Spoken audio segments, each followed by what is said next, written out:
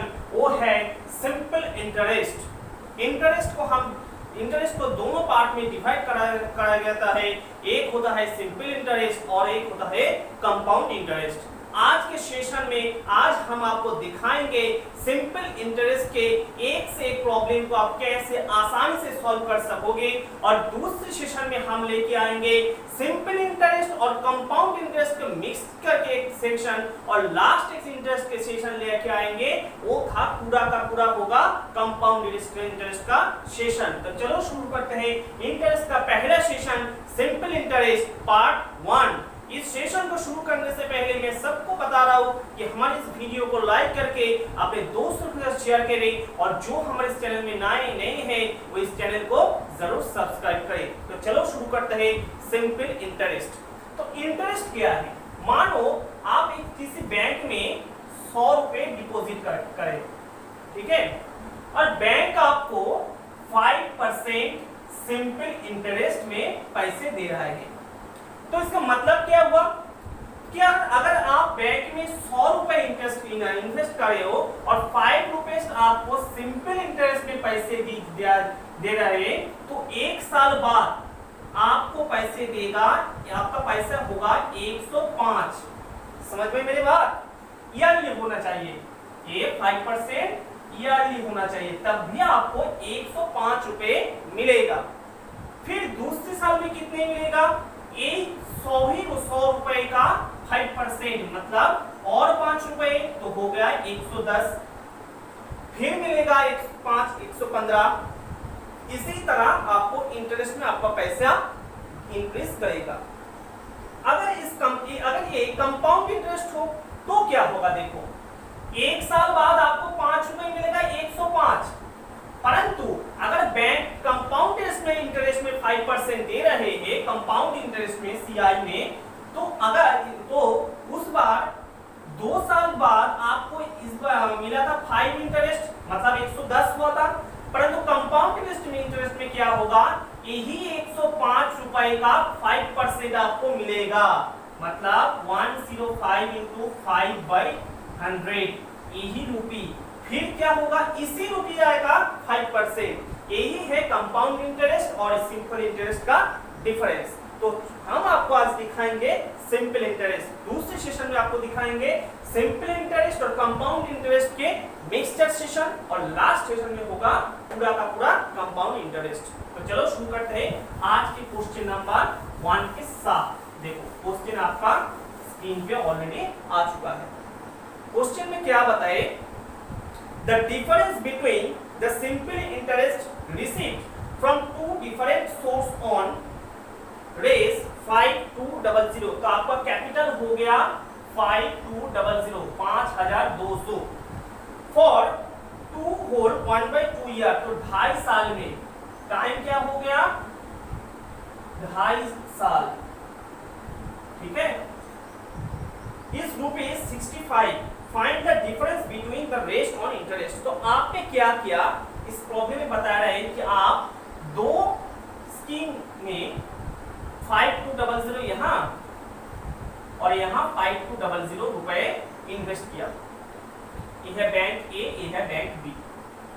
2.5 साल बाद आपको इस बैंक से इस दोनों बैंक में आपको जो इंटरेस्ट मिला है उसका डिफरेंस हो गया 65 रुपीज। तो आपको निकालने बोला है कि दोनों बैंक का रेट के डिफरेंस। समझ में मेरी बात? तो देखो कैसे करेंगे इस प्रॉब्लम को। देखो, आप मान लो कि आपको बैंक ए में X% इंटरेस्ट दे रहा है और बैंक बी में Y% इंटरेस्ट दे रहा है। समझ में मेरी बात? तो कैसे हुआ? तो बैंक ए में अगर 5% दे रहा है तो वहां इंटरेस्ट क्या मिलेगा? इंटरेस्ट का सिंपल इंटरेस्ट का फॉर्मूला है I = PTR/100। I का मतलब होता है इंटरेस्ट, P का मतलब होता है प्रिंसिपल, T का मतलब होता है टाइम और R का मतलब होता है रेट। तो बैंक ए में आपको कितने इंटरेस्ट मिलेगा? 5200 इनटू टाइम कितना है? 2 whole 1/2 इनटू R है X बाई 100। बैंक बी में आपको कितने मिलेगा 5200 into 2 whole 1/2 into Y by 100, यही है 65, है ना। तो आप क्या क्या काट दीजिए, इसको भी काट दीजिए और 52 को कॉमन ले लीजिए। 52 इंटू 2 होल 1/5 का मतलब होता है 2 2 4 1 5, तो 5/2 into x minus Y equal to हो गया 65। तो 2 से अगर इसको काट दिया तो 26 हो जाएगा। तो आपको x माइनस वाई आपको क्या निकल गया 65/26 इंटू 5, ये आपका होगा 0.5 का बराबर। तो दोनों बैंक का इंटरेस्ट का डिफरेंस कितने हुए 0.5। आपका आंसर होगा ऑप्शन नंबर बी। चलो बढ़ते हैं अगले क्वेश्चन की तरफ। देखो क्वेश्चन आपका स्क्रीन पे आ चुका है। क्वेश्चन में क्या बताए कि a person invest money into different scheme for 5 year and 8 year at 12% and 10% interest respectively. तो एक में 5 ईयर इन्वेस्ट किया, दूसरे बैंक में 8 ईयर इन्वेस्ट किया। बैंक ए में जिसमें 5 ईयर इन्वेस्ट किया वहां का इंटरेस्ट है 12% और बैंक बी में जहां 8 ईयर इन्वेस्ट किए वहां का इंटरेस्ट है 10%। तो बताए कि at the end of the scheme he gets same interest, find the ratio of his investment. बहुत ही आसानी से कर सकते हैं। मान लो यहाँ x इन्वेस्ट किया और यहाँ y इन्वेस्ट किया, दोनों को इक्वल कर दो, 100 को काट दो, 5 से यहाँ 10 का काट दो और 2 से इसको काट दो 6, फिर यहाँ से 2 3 4, तो x by y क्या हो गया 4/3, देयरफॉर x/y आपका हो गया 4:3। आपका ऑप्शन नंबर क्या होगा ऑप्शन नंबर ए। समझ में। चलो बढ़ते हैं अगले क्वेश्चन की तरफ। ऐसे ही क्वेश्चन आपको एग्जाम में देखने को मिलेगा अगर वो ग्रुप डी लेवल का एग्जाम हो, ठीक है। फिर देखो क्वेश्चन नंबर 3 में बताए the simple interest on a sum of money will be ₹600 after 10 years.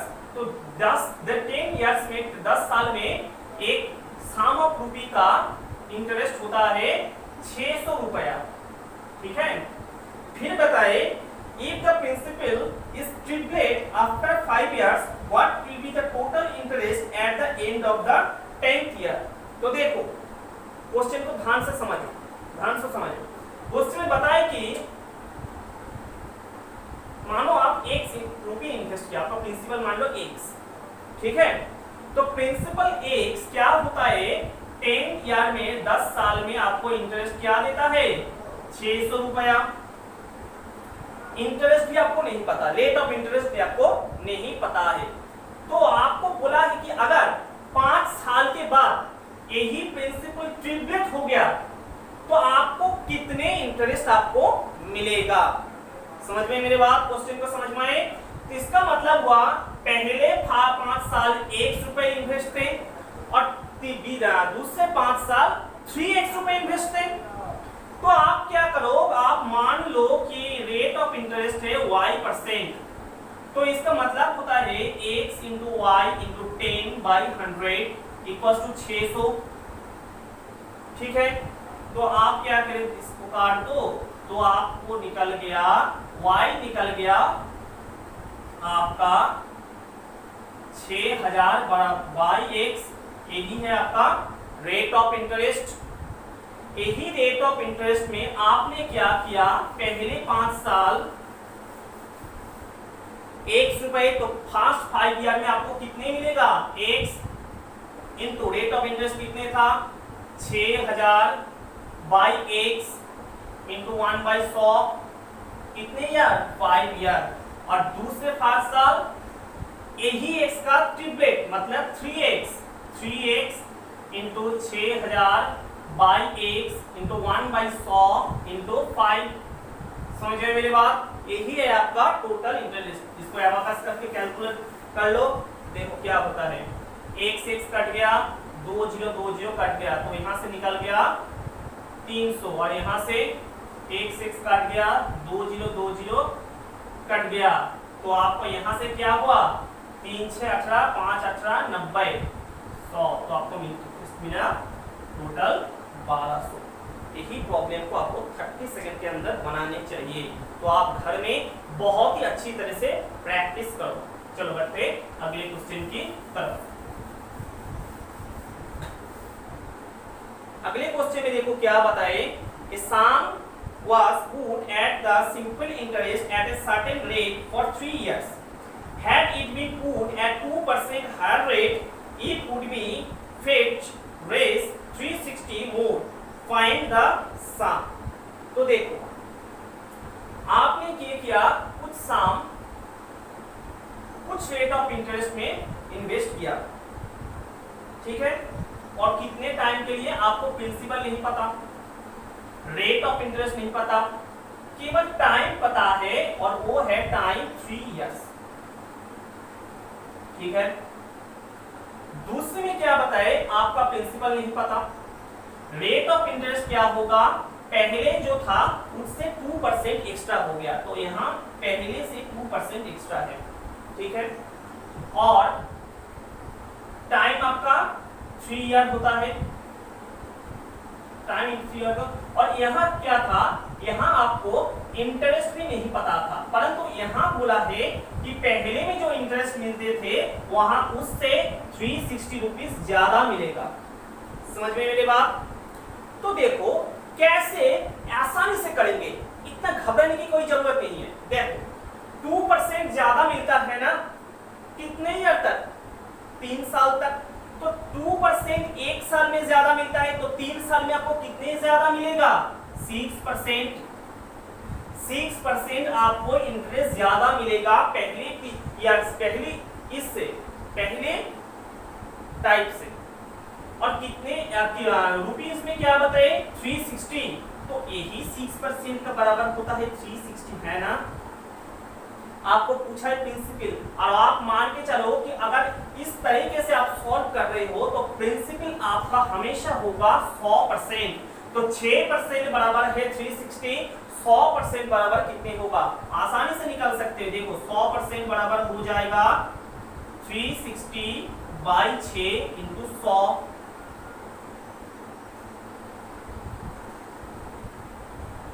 तो आपका प्रिंसिपल क्या हो गया, 6000, आपका ऑप्शन नंबर ए। चलो बढ़ते हैं अगले क्वेश्चन की तरफ।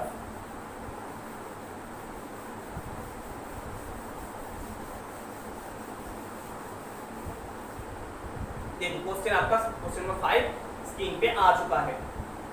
बोला है फाइंड द एसआई का मतलब होता है simple interest, find simple interest on रेस, प्रिंसिपल बता दिया आपको 6250, 6250 एट 12% एनम, तो रेट ऑफ इंटरेस्ट भी बता दिया क्या है, 14% है,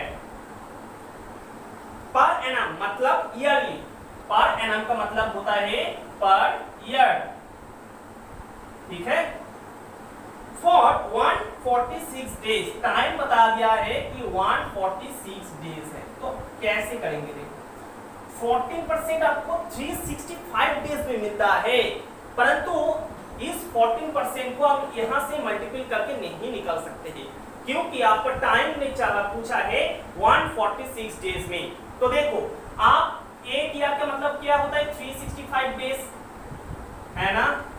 कुछ लोग बताएंगे सर लीप ईयर में तो 366 डेज होता है, परंतु हम उसको नहीं लेंगे, ठीक है, 365 ही लेंगे। तो 365 डेज में आपको इंटरेस्ट मिलता है 14%, तो 146 डेज में आपको इंटरेस्ट कितने मिलेगा, इसको निकाल लो तो क्वेश्चन आसानी से बन जाएगा। 146 डेज में आपको इंटरेस्ट कितने मिलेगा, 14 बाई 365 इंटू 146, है ना। तो देखो ऊपर में ये 73 से कट गया तो 2 होगा, ये 73 से कट गया तो ये हो जाएगा आपका 5, सॉरी हाँ 5 ही होगा, 5 ही होगा। तो क्या निकल गया 28/5% इंटरेस्ट आपको मिलेगा 146 डेज के लिए। ठीक है, यही इंटरेस्ट आपको कितने मिलेगा पर 146 डेज। समझ में आई क्वेश्चन? तो देखो कैसे करेंगे इसको। तो फिर आपको प्रिंसिपल पता है 6250, इंटरेस्ट भी पता है 285 इंटू हो जाएगा 1/100। तो आसानी से इसको सॉल्व कर दो। 1 0 से 1 0 कट गया, फिर 5 से कट गया, 5 से अगर कटेगा तो 5 1 5 1 2 5 2 10 5। ठीक है, तो 125 इंटू 28 कर लो, क्या निकल जाएगा आपको निकल जाएगा 125 इंटू 28, 5 8 40, हाथ में 4 8 2 16, 4 10 हाथ में 2 8 1 10, 125 250, तो 3500, बीच में 10 है तो हो जाएगा 350। तो आपका प्रिंसिपल निकल गया 350, आपका ऑप्शन नंबर E। समझ में मेरी बात? चलो बढ़ते हैं अगले क्वेश्चन की तरफ, और यही है इस सेशन का आखिरी क्वेश्चन। आज हम आपको सिंपल इंटरेस्ट का नए टाइप का 6 क्वेश्चन आपको दिखाए हैं। अगले सेशन में हम सिंपल इंटरेस्ट के साथ कंपाउंड इंटरेस्ट को जोड़ के कुछ प्रॉब्लम आपको दिखाएंगे जो पिछले कई एग्जाम में आए हैं और अपकमिंग सभी एग्जाम के लिए बहुत ही इंपॉर्टेंट है। तो देखो क्वेश्चन नंबर 6 में क्या बोला है, at what percent per annum will a sum money double in 8 year। ठीक है, बोला है कितने परसेंट एनम में, कितने परसेंट इंटरेस्ट में पर एनम में एक सम ऑफ मनी इंटरेस्ट के लेकर डबल हो जाएगा। तो इसको आप अच्छे से समझो कि अगर आप बैंक में 100 इन्वेस्ट किए, अगर बैंक आपको 1 साल बाद 100 इंटरेस्ट देता है तो आपका सम क्या हो जाएगा 200। तो आप बता सकते हैं कि बैंक ने मुझे 1 साल में मेरे प्रिंसिपल को डबल कर दिए। अगर बैंक क्या किया कि आपको 4 ईयर में 100 इंटरेस्ट देते हैं, तो आपका 4 ईयर खत्म होने के बाद ही आपको डबल होगा आपका सम। समझ में मेरी बात? तो देखो बोला है कि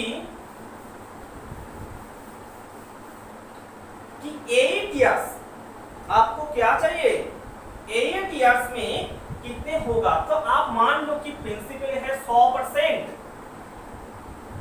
तो 100% को अगर डबल करने है तो इंटरेस्ट भी होना चाहिए 100%, है ना। 100% इंटरेस्ट मिलेगा तभी तो आपका प्रिंसिपल डबल हो जाएगा। परंतु इस इंटरेस्ट 100% बनने में कितने साल लगते हैं, 8 इयर्स। तो आप 1 साल में पर एनम में आपको पूछा है ना, आपको 8 इयर्स तो नहीं पूछा, पर एनम पूछा है क्वेश्चन में। देखो तो पर एनम की निकालने के लिए हम क्या करेंगे, इंटरेस्ट को 8 से डिवाइड कर देंगे तो निकल जाएगा 12.5%।